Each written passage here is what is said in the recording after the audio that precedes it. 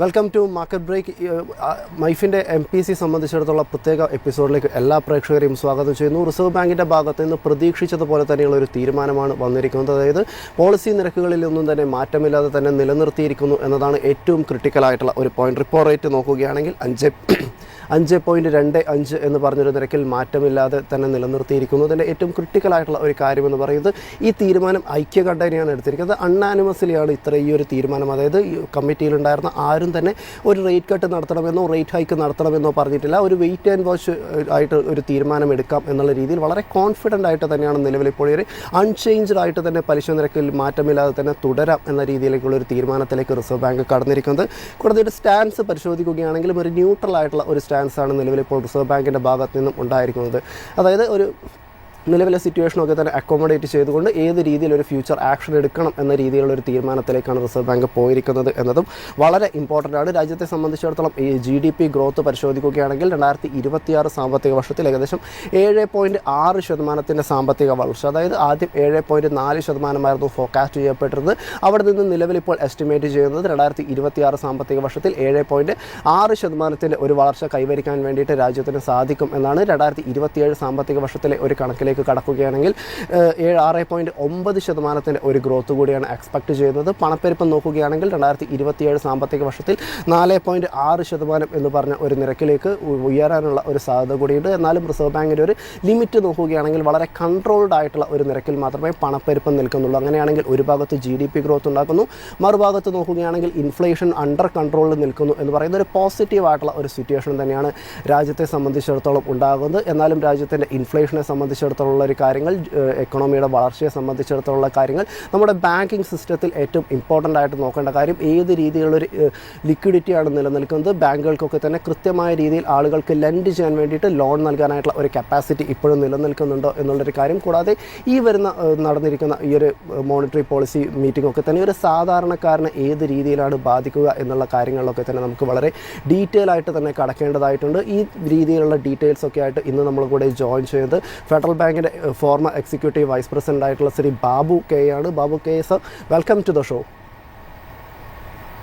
Thank you sir. ആദ്യമായിട്ട് തന്നെ ചോദിക്കാനായിട്ടുള്ളത് രാജ്യത്തിൻ്റെ ഇൻഫ്ലേഷനെ സംബന്ധിച്ചിടത്തോളം, അതായതായിരുന്നു ഈ ഒരു US ഇറാൻ പ്രശ്നം തുടങ്ങിയതിന് ശേഷം ക്രൂഡ് ഓയിൽ വിലയൊക്കെ തന്നെ വളരെ വലിയ രീതിയിൽ തന്നെ വർദ്ധിച്ചു വരുന്ന ഒരു സിറ്റുവേഷനായിരുന്നു നമുക്ക് കാണാൻ സാധിച്ചത്. അതുകൊണ്ട് തന്നെ ഈ വരുന്ന ഒരു MPCയിലെ ഏറ്റവും ഇമ്പോർട്ടൻ്റ് ആയിട്ട് നിന്നിരുന്ന ഒരു പോയിന്റ് എന്ന് പറയുന്നത് ഇൻഫ്ലേഷനെ സംബന്ധിച്ചിടത്തോളം റിസർവ് ബാങ്കിൻ്റെ ഒരു സ്റ്റാൻസ് ഏത് രീതിയിലായിരിക്കും. അതായത് നിലവിലിപ്പോൾ 2026 സാമ്പത്തിക വർഷത്തിൽ 4.6% ഒരു ഇൻഫ്ലേഷനാണ് ഫോർകാസ്റ്റ് ചെയ്യപ്പെട്ടിരിക്കുന്നത്. റിസർവ് ബാങ്കിൻ്റെ ഒരു റെസിസ്റ്റൻസ് ലിമിറ്റ് വെച്ച് നോക്കുമ്പോൾ അതിൻ്റെ അകത്ത് ടോളറൻസ് ലിമിറ്റിൻ്റെ അകത്ത് തന്നെയാണ്. അതിൽ കൂടെ തന്നെ ഏറ്റവും കൂടുതൽ ഇൻഫ്ലേഷൻ എക്സ്പെക്ട് ചെയ്തിരിക്കുന്നത് മൂന്നാമത്തെ ക്വാർട്ടറിലാണ്. അതുവരെ 5.2% മാത്രമേ ഉയരുന്നുള്ളൂ. ഇത്രത്തോളം ഒരു അഡ്വേഴ്സ് ആയിട്ടുള്ള ഒരു സിറ്റുവേഷൻ നിലനിൽക്കുമ്പോഴും പണപ്പെരുപ്പം വളരെ അണ്ടർ കൺട്രോൾഡ് ആയിട്ട് നിർത്താൻ വേണ്ടിയിട്ട് രാജ്യത്തിന് സാധിക്കുന്നു എന്നത് ഒരു പോസിറ്റീവായിട്ടുള്ള ഒരു കാര്യമാണ്.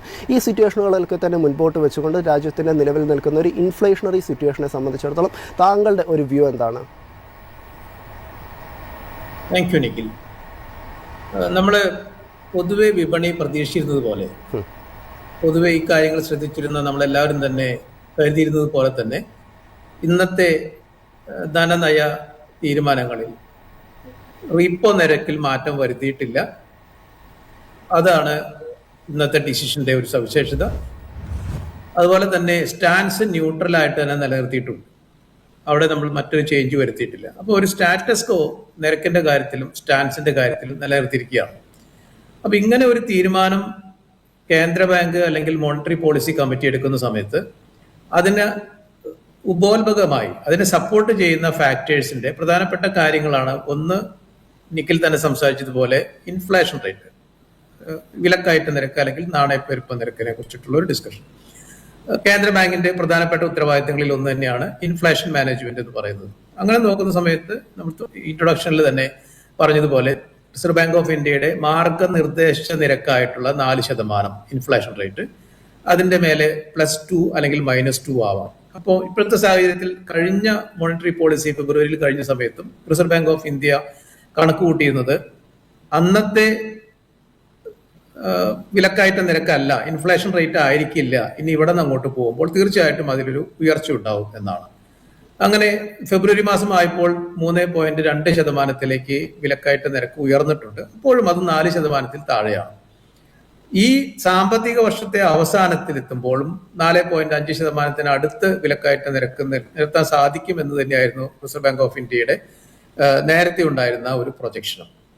അപ്പോൾ അങ്ങനെ നോക്കുന്ന ഒരു സാഹചര്യത്തിൽ ഇപ്പോഴും 3.2 നിൽക്കുന്ന വിലക്കയറ്റ നിരക്ക് ഇനി ഇവിടെ നിന്ന് അങ്ങോട്ടുള്ള ക്വാർട്ടർ ബൈ ക്വാർട്ടർ അത് വർദ്ധിക്കുമെന്നും ഈ സാമ്പത്തിക വർഷം അവസാനിക്കുമ്പോൾ അത് 4.6% നിലനിർത്താൻ സാധിക്കുമെന്നാണ് ഇന്നത്തെ ധനനയ അവലോകന തീരുമാനങ്ങളിൽ കൂടെ നമ്മൾ മനസ്സിലാക്കാൻ സാധിച്ചത്. റിസർവ് ബാങ്ക് ഓഫ് ഇന്ത്യയുടെ തീരുമാനം മാത്രമല്ല, അല്ലെങ്കിൽ മോണിറ്ററി പോളിസിയുടെ തീരുമാനം മാത്രമല്ല, ഇതുമായിട്ട് ബന്ധപ്പെട്ടിട്ടുള്ള പഠനങ്ങൾ നടത്തിയിരിക്കുന്ന റിപ്പോർട്ടുകളെല്ലാം തന്നെ സജസ്റ്റ് ചെയ്തിരിക്കുന്നത് ഏകദേശം 4.5% തന്നെ ഈ സാമ്പത്തിക വർഷം വിലക്കയറ്റ നിരക്ക് നമുക്ക് നിലനിർത്താൻ സാധിക്കും എന്നുള്ളത് തന്നെയാണ്. അത് തന്നെയായിരുന്നു വിപണിയുടെ പ്രതീക്ഷയും. അതുകൊണ്ട് ഇന്നത്തെ തീരുമാനത്തിൽ മറ്റൊരു സർപ്രൈസ് എലമെന്റ് അതിലില്ല. വിലക്കയറ്റത്തിന്റെ കാര്യത്തിൽ റിസർവ് ബാങ്ക് ഓഫ് ഇന്ത്യക്ക് കിട്ടിയിരിക്കുന്ന ഗൈഡൻസ് റെസ്പോൺസിബിലിറ്റിയിലുള്ളിൽ നിന്നുകൊണ്ട് തന്നെ ഈ കാര്യങ്ങൾ നിലനിർത്താൻ സാധിക്കും എന്നാണ് പ്രതീക്ഷ. പക്ഷെ എങ്ങനെയാണ് ആ പ്രതീക്ഷ നിലനിർത്തുന്നത് എന്ന് ചോദിക്കുമ്പോൾ നമുക്ക് മനസ്സിലാക്കാൻ സാധിക്കും, തീർച്ചയായിട്ടും ഒരു അന്തർദേശീയ തലത്തിൽ യുദ്ധത്തിന്റെ സാഹചര്യങ്ങൾ ഇപ്പോഴും നിലനിൽക്കുന്നുണ്ട്.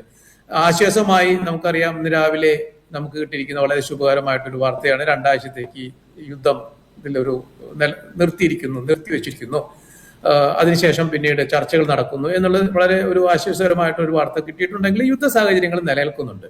പക്ഷെ അങ്ങനെ യുദ്ധ സാഹചര്യങ്ങൾ നിലനിൽക്കുമ്പോൾ പോലും ഇന്ത്യയുടെ സാമ്പത്തിക രംഗം ഫണ്ടമെന്റലി സ്ട്രോങ് ആണ് എന്ന് പറഞ്ഞുകൊണ്ടാണ് ഇന്ന് ഗവർണർ അദ്ദേഹത്തിന്റെ അനൗൺസ്മെന്റുകൾ, അദ്ദേഹത്തിന്റെ ധനനയ പ്രഖ്യാപനങ്ങൾ സ്റ്റാർട്ട് ചെയ്ത് തന്നെ ഇന്ത്യയിലെ സാമ്പത്തിക രംഗം ഫണ്ടമെന്റലി സ്ട്രോങ് ആയി നിൽക്കുന്നു, സ്ട്രക്ചറലി സ്ട്രോങ് ആയി നിൽക്കുന്നു എന്നുള്ളത്. അതിന് നമ്മുടെ പ്രൊഡക്ഷൻ, അതുപോലെ തന്നെ നമ്മുടെ കൺസംപ്ഷൻ, നമ്മുടെ മറ്റു രീതിയിലുള്ള സാമ്പത്തിക കൺട്രോൾ മെഷേഴ്സ്, ഇതെല്ലാം വളരെ ഡിസിപ്ലിൻ, ഇതെല്ലാം തന്നെ അതിനെല്ലാം ബേസ് ചെയ്തുകൊണ്ടാണ് റിസർവ് ബാങ്ക് ഓഫ് ഇന്ത്യയുടെ monetary policy committee fundamentally India strong ആയി നിൽക്കുന്നു മറ്റു രാജ്യങ്ങളുമായിട്ട് താരതമ്യം ചെയ്യുമ്പോൾ എന്ന് ഒരു പ്രഖ്യാപനത്തോടു കൂടെയാണ് ഇന്നത്തെ ധനനയ പ്രഖ്യാപനങ്ങൾ ഗവർണർ നമ്മുടെ അടുത്ത് ഷെയർ ചെയ്തത്. അപ്പൊ അതുകൊണ്ട് തന്നെ ഇൻഫ്ലേഷന്റെ കാര്യത്തിൽ വളരെ അലാമിംഗ് ആയിട്ടൊരു സിറ്റുവേഷൻ ഇപ്പോൾ നിലവിലില്ല. റിസർവ് ബാങ്കിന്റെ ഗൈഡൻസ് റേറ്റിൽ തന്നെ നിൽക്കാൻ പറ്റും എന്നുള്ളൊരു പ്രതീക്ഷയുണ്ട്. ഇന്ത്യയുടെ സാമ്പത്തിക രംഗം ഫണ്ടമെന്റലി സ്ട്രക്ചറലി സ്ട്രോങ് ആണ് എന്നുള്ളൊരു കോൺഫിഡൻസ് ആണ് ഇന്ന് റിസർവ് ബാങ്ക് ഓഫ് ഇന്ത്യ നമുക്ക് തന്നിരിക്കുന്നത്. അതിന്റെ അടിസ്ഥാനത്തിൽ തീർച്ചയായിട്ടും ആ ഒരു തീരുമാനം ഉചിതമാണ്. ഇൻഫ്ലേഷൻ അതിൽ കൺട്രോൾ